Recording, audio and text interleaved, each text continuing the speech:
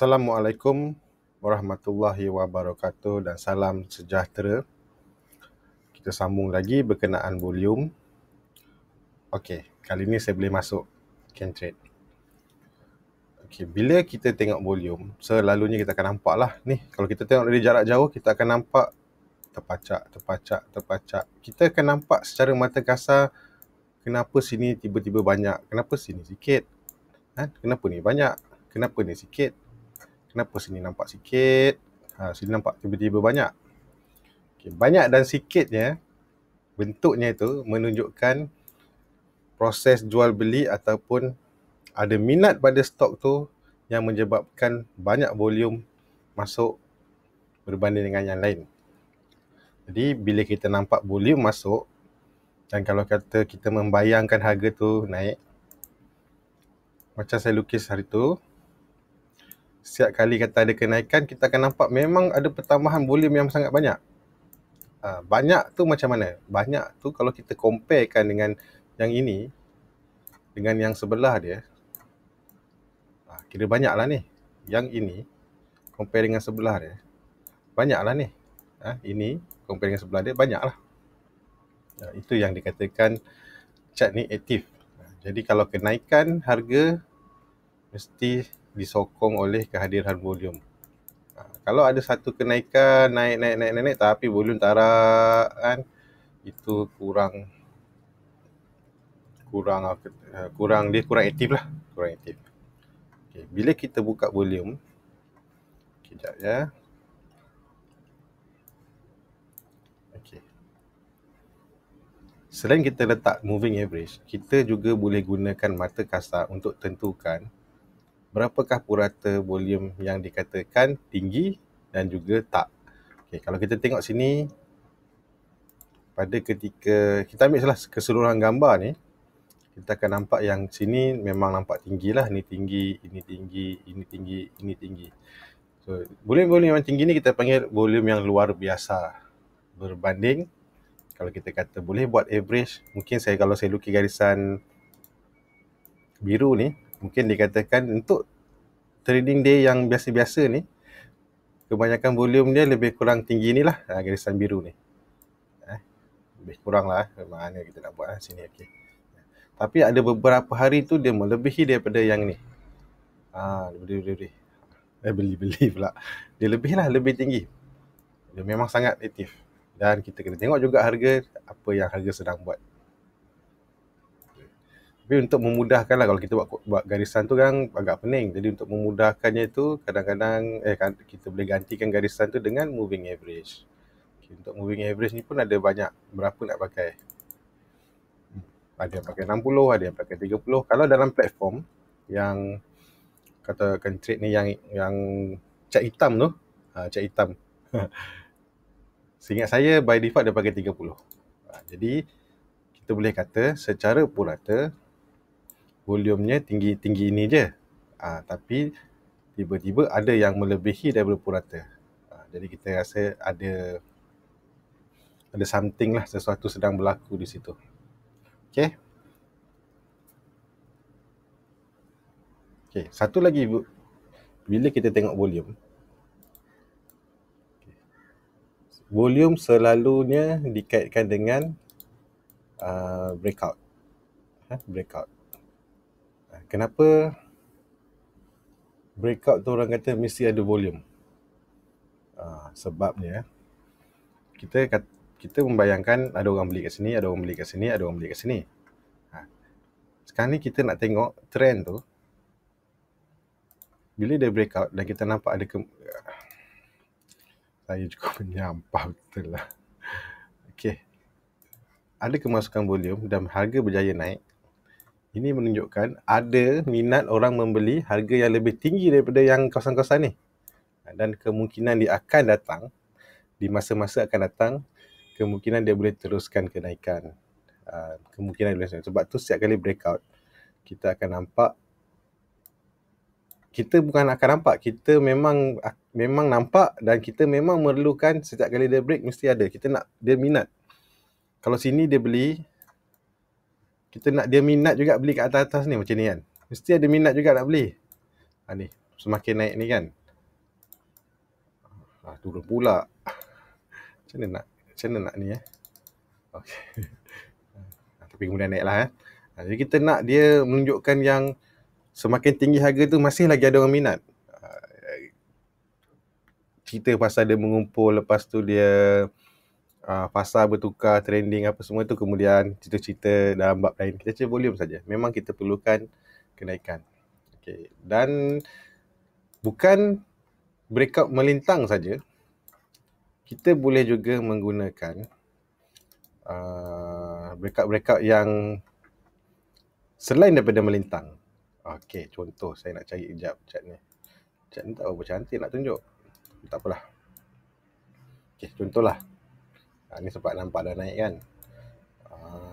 Katalah dari sini, kita berjaya membuat satu garisan trend line. Okay. Ini juga volume yang kita kena tengok. Setiap kali dia break trend line ke, kita nampak ada kenaikan, ada volume yang lebih tinggi daripada at least minima kita punya moving average tadi, moving average yang 30, ataupun kalau kita buat satu garisan tinggi ni, tinggi. Itu menunjukkan macam roket lah nak pergilah, dia nak start dah. Jadi bukan setakat yang melintang saja kita perlukan volume. Contoh macam ni, perlukan volume untuk break. Kalau kita buat garisan macam saya lukis tadi pun boleh juga, sebagai signal yang betul ke ada orang minat beli ketika ni. Waktu ketika ni betul ke ada orang beli.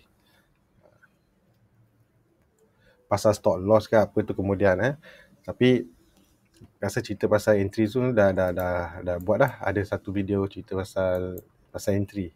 3 cara nak entry. Cari video tu. Okay.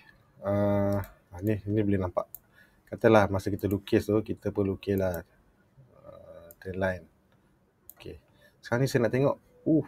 Ada volume. Mana dia break sekali dengan volume. Bukan sekadar break trend line ni, dia break juga yang high tinggi ni sekali dengan volume. Jadi dia memberikan tanda ada minat belian dan kemungkinan boleh meneruskan kenaikan. Kenapa? Kalau dia jatuh balik, dia jatuh balik pun cerita tu dah ada dulu. Boleh cari balik video tu. Okay. Dan seterusnya, satu lagi, dipanggil climax. Climax. Climax ni ada 2. Satu climax ketika sedang naik, satu lagi climax ketika sedang turun. Okay. Sebelum nak capai climax tu maksudnya ada satu kehadiran volume yang maha tinggi. Tapi syaratnya untuk melihat climax ni, sebab kita masa kejadian ni, masa dia sedang jadi ni pun kita boleh kata dia breakout ni. Tapi kita tak tahu dia nak pergi lagi ke tak. Ni breakout, volume masuk, tapi dia tak tahu dia pergi ke tak. Okay. Untuk menentukan volume tu climax ke tak, kita perlu dia, kalau climax ni kita panggil kena terangsang lah kan. Tak ada orang tiba-tiba duduk tiba-tiba climax. Tak ada Ada ke orang yang duduk-duduk tiba-tiba climax? Tak ada kan. Dia mesti terangsang dulu. Okay, dalam chart ni terangsang tu maksudnya ada satu, dia sedang trending lah. Sama ada trending menaik atau menurun. Sebab tu bila kita sedang, katalah kita sedang melayan satu chart, tiba-tiba jalan dia naik keluar satu batang tinggi, pacak tinggi punya. Tinggi sangat. Jadi kita kena berhati-hatilah. Ada kemungkinan dia akan turun balik. Dalam kes ni dia turun lah, cuma dia tak turun jatuh lah. Banyak chart boleh buka mana-mana, tiba-tiba dia buat volume tinggi. Sebab tu orang tak suka volume yang tinggi. Kita memang suka, tadi katalah macam breakout, kita memang suka volume tinggi. Tapi kalau kata volume maha tinggi dan harga sudah terangsang, maknanya sudah trending, dia dah berjalan naik ni, berapa sen sampai atas ni, tapi harga ni dah adjusted ni kan. Kalau ikutkan seingat saya zaman tahun 2000 tu bukannya sen-sen ni, dia tinggi sikit lah, dalam 40 sen ke 50 sen. Volume maha tinggi, so kena berikan lebih tumpuan lah. Jadi bila tengah naik pun, itu kita panggil dia climax. Kalau sedang menurun pun kita akan jumpa climax juga, tapi saya tak pakai chart ni. Kita ambil kita ambil yang terbaru lah. Ni yang paling baru. Okey. Ini sebelum kejadian ni, secara tak pasal-pasal harga tu menurun. Ni kira dia terangsang juga turun, tiba ada satu volume masuk. Walaupun candle hitam tapi volume tinggi. Ini macam mana kita bayangkan yang sedang naik tadi. Kalau masa tengah naik volume tinggi kan, kita kena bersedia, berjaga-jaga, sebab kita tak suka lah. Volume dah banyak ni, semua orang dah beli apa semua kan. Siapa lagi nak jadi paling bodoh nak beli kat orang atas? Semua dah jadi pandai. Bila paling tinggi, semua orang dah jadi pandai. Semua takut nak beli kan. Kita pula yang berani beli. Jadi bila harga sedang menurun, high volume, benda yang sama, kita boleh bersedia tunggu. Sebab ada kemungkinan dia climax. Dan kita akan tengok. Perhatikan. Kalau betul ini orang kata menjual, kenapa harga lepas tu tak pergi turun bawah lagi? Sebaliknya dia pergi naik pula. Ini walaupun naik sikit, tapi kalau kita ambil harga dari sini sampai harga ni, kenaikannya lebih kurang 20 sen, 40 sen. Tinggi juga tu. Siapa nak bagi 40 sen? Ini kita panggil dia climax tapi menurun jugalah. Climax. Jadi senang je lah. Bukanlah senang saja. Apa saja kita belajar yang sedang menaik, itulah yang kita akan belajar semasa dia menurun. Sebab benda ni sama, kita cuma terbalikkan dia saja. Kalau kita dekatkan chart, contohlah macam ni kan. Saya selalu cerita benda ni dululah. Pernah tengok chart candle bercium dengan volume. Candle ni kat atas, turun dia bercium dengan volume. Itu kena lebihkan perhatian. Kalau pada yang suka mencarilah stok-stok kat bawah tu kan, yang bila tahu nak naik dia turun ada volume, dia turun ada volume. Ni saya panggil dia candle yang bercium dengan volume. Ini kalau nak pakai yang jenis-jenis yang macam chart Nexus boleh lah. Chart Nexus kan, kita nampak. Nanti pandai-pandai lah. Kalau macam mana nak entry apa semua tu, sepatutnya kena tanya dengan FY lah. Kalau tidak pun datanglah seminar FY, mungkin FY akan terangkan. Okey, yang terakhir ni last, kita juga boleh gunakan volume tu yang terpacak ni. Volume kita tadi saya buka dulu. Volume yang terpacak ni untuk buat satu tanda. Tanda di mana ada kemasukan volume yang tinggi.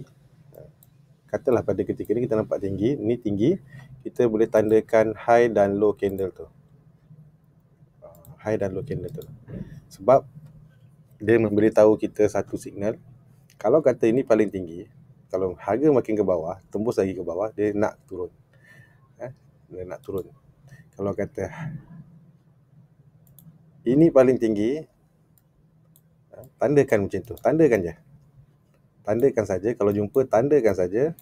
Kalau ni, kalau kata ada harga naik lebih tinggi daripada dia dan tak turun lagi, kemungkinan dia nak naik lagi lah.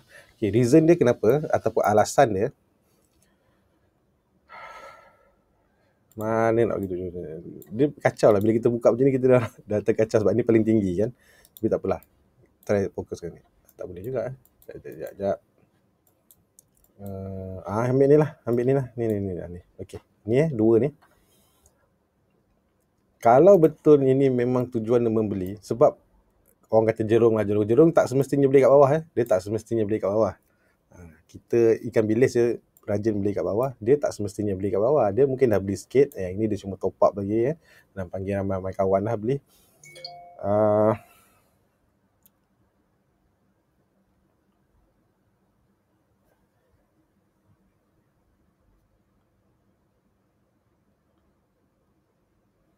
Kalau betul ini tujuan dia beli, dia takkan ada harga yang jatuh daripada dia. Sebab ni boleh konon-konon dia belilah, harga takkan jatuh. Dia takkan benarkan harga dia. Sebab tu bila jumpa harga tinggi ni, kita boleh tandakan high dan low dia.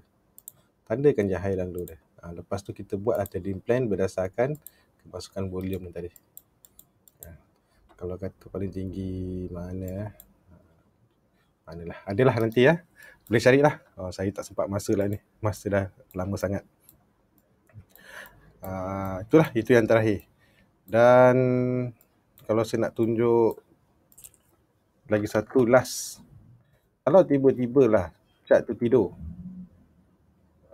tak pasal-pasal. Kalau tak boleh lah, saya rasa itu sajalah. Assalamualaikum. Jumpa lagi. Bye-bye.